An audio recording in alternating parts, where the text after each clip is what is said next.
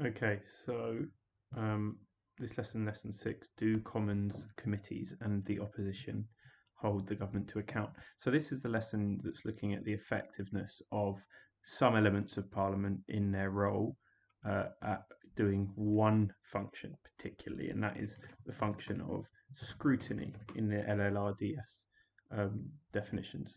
Sorry, functions of Parliament. So if you look at the first slide, this is just, I'm going to try and include more in the slides of, is a kind of mapping of where it goes on the revision checklist.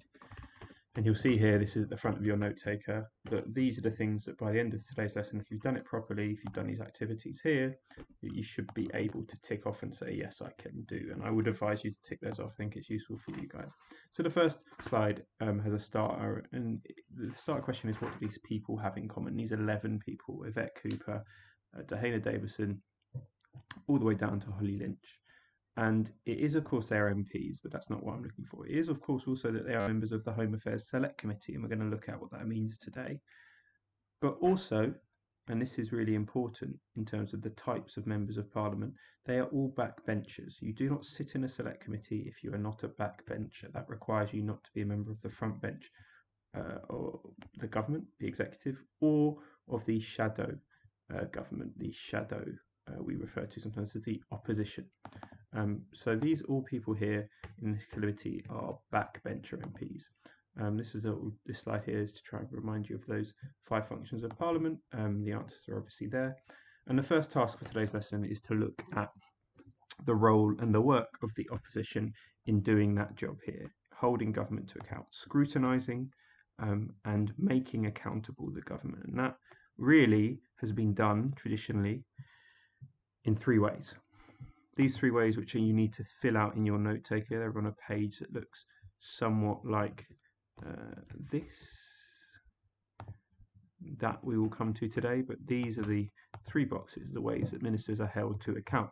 And the 3 ways are mentioned in the textbook, the relevant pages. There are also relevant bits in the textbook about the role of the opposition and their different roles they do. There's not much on this, but I'm going to try and flesh it out in today's lesson with actual case studies. So take notes for now, read that particular section, and then leave some space that you might want to return to in order to fill it out with some examples. And remember, I said that a good idea here is when you're looking at examples is to do it in a different color pen, so when you're revising you know where your examples are.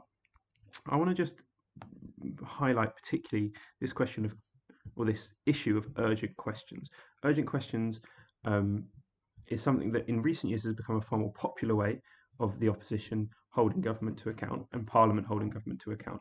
And it is literally what it sounds like: an urgent question you have for the government that you would like to be answered. You can request that a minister has to turn up, a bit like a phone call home. If your parents get called in, you have to turn up for a meeting. It's the same with the ministers and answer questions on it. And it's something that in recent years, the previous speaker, John Bercow, the famous John Bercow here you can see in this image, made use of. In fact, you can see this graph here says a lot. He became Speaker of the House or Speaker of the Commons, sorry, should I say, in 2010. You can see here a huge spike in the amount of urgent questions that were being allowed, and that's because a backbencher or an opposition party member can ask an urgent question of the minister, and it is up to this guy here, the Speaker of the House, as to whether they accept it.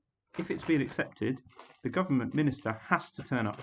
They can't avoid turning up. They can't say, oh, they feel ill that day, or make a phone call, get their mum to call in. No, they have to turn up, and they have to turn up and answer questions. And this article here has a nice little explanation of it. There have been some notable, some memorable examples of it, and you may see some in the 3 case studies that are coming up we're going to look at. But this is difficult at the moment. How do we do this when we're under COVID-19 and a lockdown? Well, as some of you have seen in a previous video I did, this article here suggests that maybe these things can still be done, but virtually, allowing for virtual ministers' questions. So rather than having to turn up, as John Bercow previously forced ministers to do, you would instead have to turn up digitally, and that may be the way forward in this time of lockdown. So task B is very simple. You watch the video, we're moving on to the particularities, not of the opposition, which you've done already, but of the Commons. The Commons being of the committees. The committees being a part of the Commons, the select committees that we're going to look at next. So first off, you just need to watch video attached here, and it will give you a good understanding of what a committee is. So, having watched that video, task C is a very simple note-taking task. Read through pages of the textbook and fill out the particular roles of those particular select committees. And the examples here, the specifics here are the Backbench Business Committee, which is a very specific committee that looks at the the role and the activities that the Commons engages in, sets the timetable. It's kind of like the timetable setter, which along with the Speaker is play a really important role in timetabling what goes on in Parliament. You've got also the PAC, which is the Public Accounts Committee, a very, very important one that looks at the spending of government and whether the spending has been done effectively or not. The Liaison Committee, which is the most important for the Prime Minister because it's where all the chairs of the departmental select committees I'm going to come to in a second meet and ask questions to the Prime Minister. It is kind of like the big meeting, a bit like a chair of governors meeting, where they get everyone who's a chair of every individual select committee together in a room and ask questions of the Prime Minister. And that can be very difficult. And I gave an example there that you could use. I think it was also in the textbook.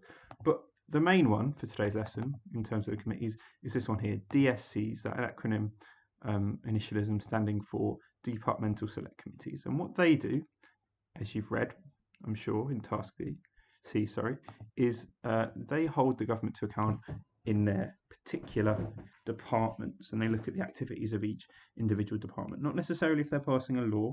They may be passing a law, but they're looking at the day-to-day workings of that department and seeing if they're doing what they say they're doing. And that is what we call accountability. Holding people to account is getting them to do things that they say they will do. So the way we're going to assess whether Parliament effectively does this through committees is through 3 case studies. And these 3 case studies are of varying issues at varying times, and they're going to look at varying effectiveness of how the Commons attempts to hold government to account. The first case study involves this man here, Albert Thomson. Not his real name, but a very famous and important figure in the history of Britain of the last 5 years, because he was one of many thousands of people that were caught up in what was referred to as the Windrush scandal. You may have heard of this scandal. This scandal was referring to people who were removed, or at least their rights were removed, whilst they were living in this country, despite having lived here for pretty much all of their lives. In 2018, a Home Affairs Select Committee looked into this question and asked, why were people like Albert Thomson having their rights removed? Why were some of them even being removed from the country? Now, Albert Thomson at this time had cancer treatment that he needed, but was being refused because this country decides that if you are not of a certain particular background or having the certain rights of a UK citizen, you do not get access to healthcare on the NHS. And that's why in recent years they've introduced things like passport checks at hospitals, which many people have criticised as being disproportionate, also not being actually that effective, because if you don't treat people, they come back for emergency care. So why Albert Thomson and why select committees? Well, in 2018, the Home Affairs Select Committee took a leading role in holding the government to account, or scrutinising this policy around the Windrush scandal, commonly referred to as the hostile environment policy, the policy of making it difficult for immigrants to live in this country. Now, of course, Albert Thomson lived in this country for many, many years, but his life was made more difficult by these policies. And so in 2018, the Home Secretary at the time, a woman called Amber Rudd, was invited to the Home Affairs Select Committee to answer questions about this policy, at which point she was made accountable and ultimately had to resign as Home Secretary. And this is a very famous political moment. So what am I going to do with this story? Well, if I'm you, I'll read some of these articles, I'll go through these links, I'll watch this video as well, which is really important, and then I'll fill out in my note taker this particular section. Now, I've already feel like this bit. I've given the example of Albert Thompson. What was the issue? Well, refused medical care.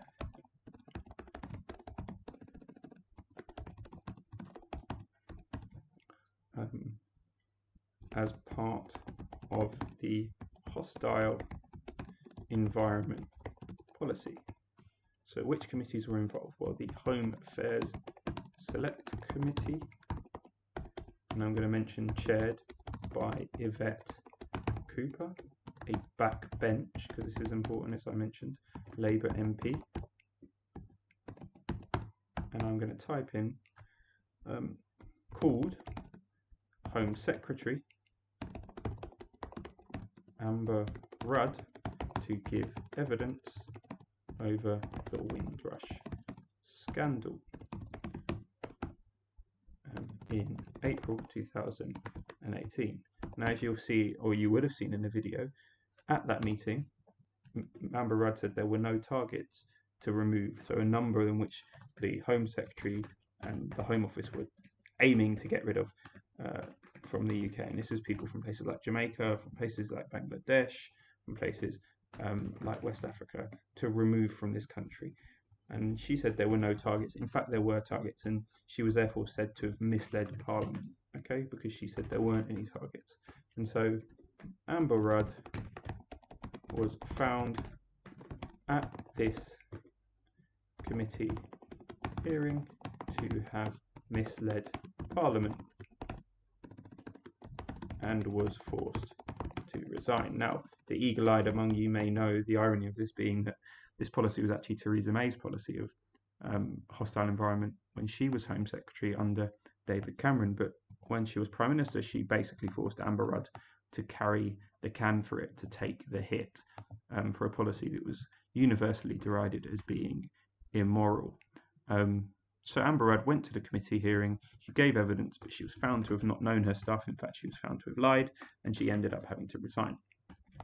Who else held the government to account? Well, it's worth saying that the opposition, and again, if you read the articles, you'll see this, were very critical. Jeremy Corbyn's Labour Party, now no longer Jeremy Corbyn's Labour Party, but Jeremy Corbyn's Labour Party were, or had already been critical of hostile environment policies, like the policy of forcing people outside of this country, or sorry, people without the right papers, to pay extra for their healthcare. In fact, pay 1.5 times the actual cost of it. So they've been critical already. Crucial, though, as well, were the media, and you'll see in the story, The Guardian and a journalist called Amelia Gentleman, who's now written a book on it,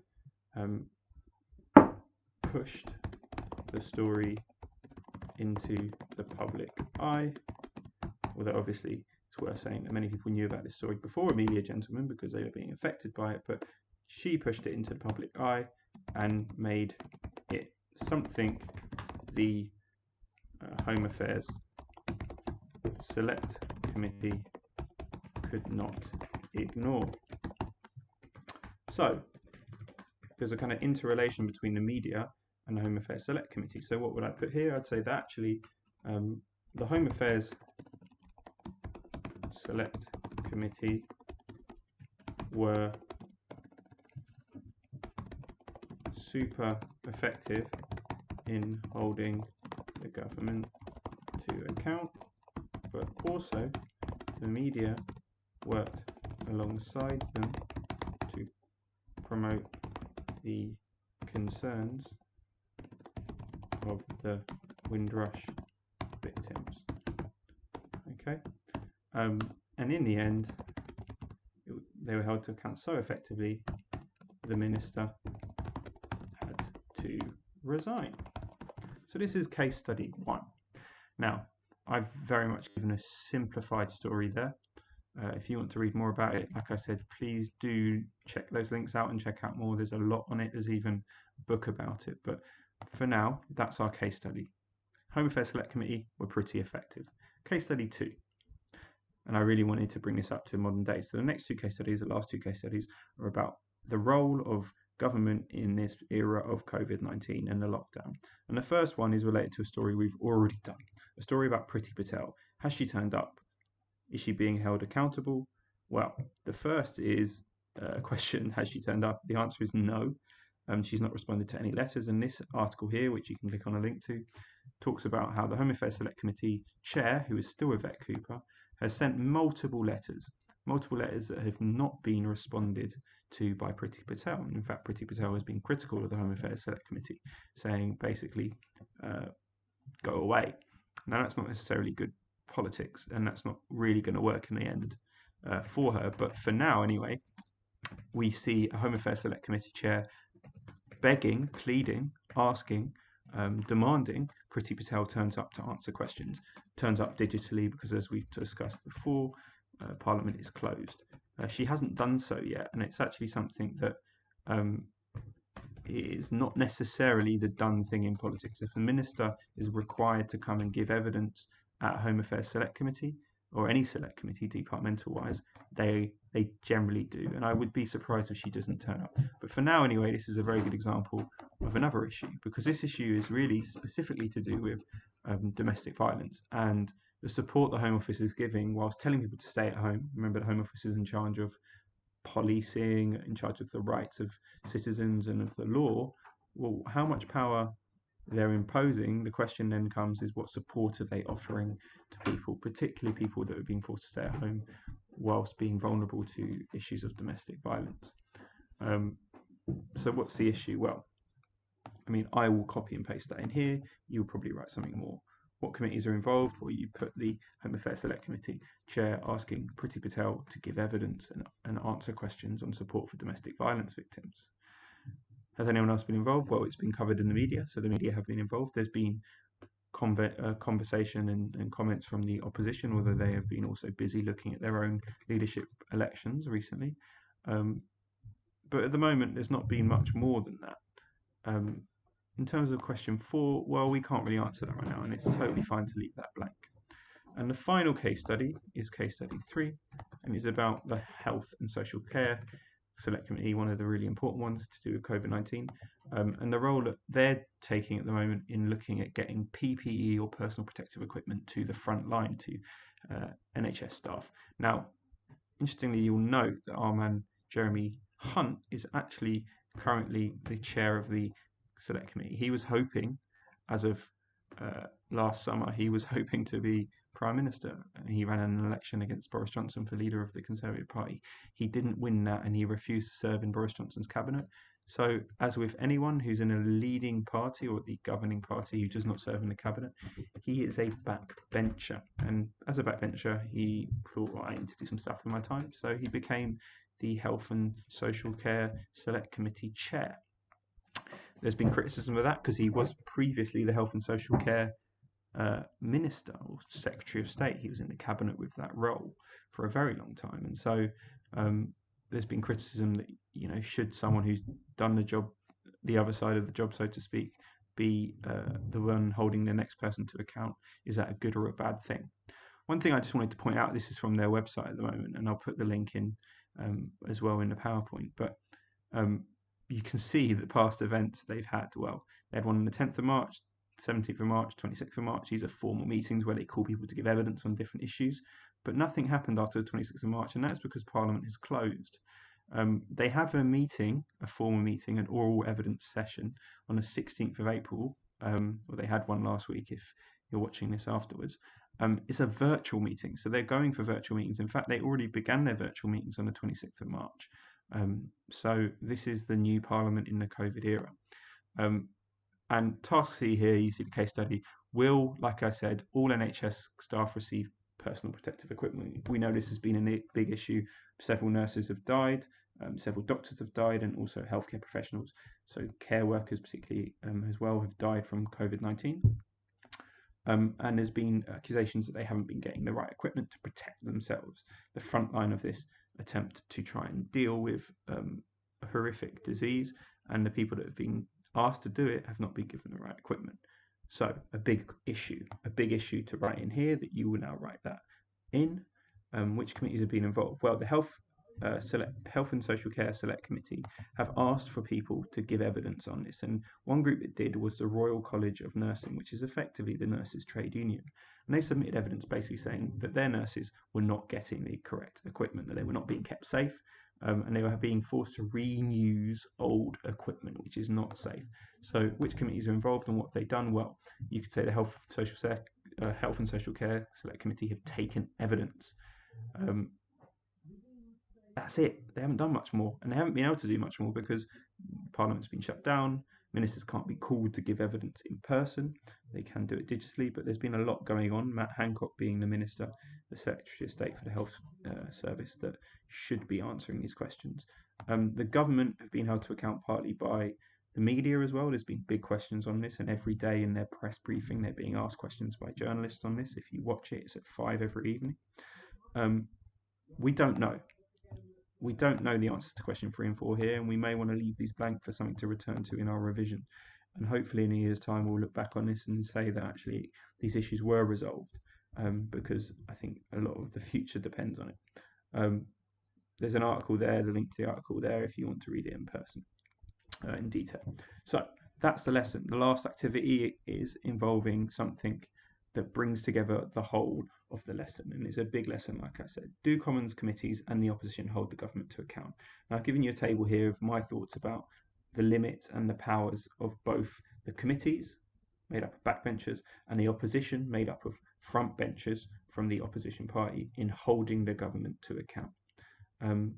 I'd like you to, in the comments, do task D, which is to pick one of the case studies that you looked at and tell me with the case studies whether the Commons committees, so this departmental select committee involved, was effective and why, or ineffective and why, and whether the opposition were effective or ineffective and why.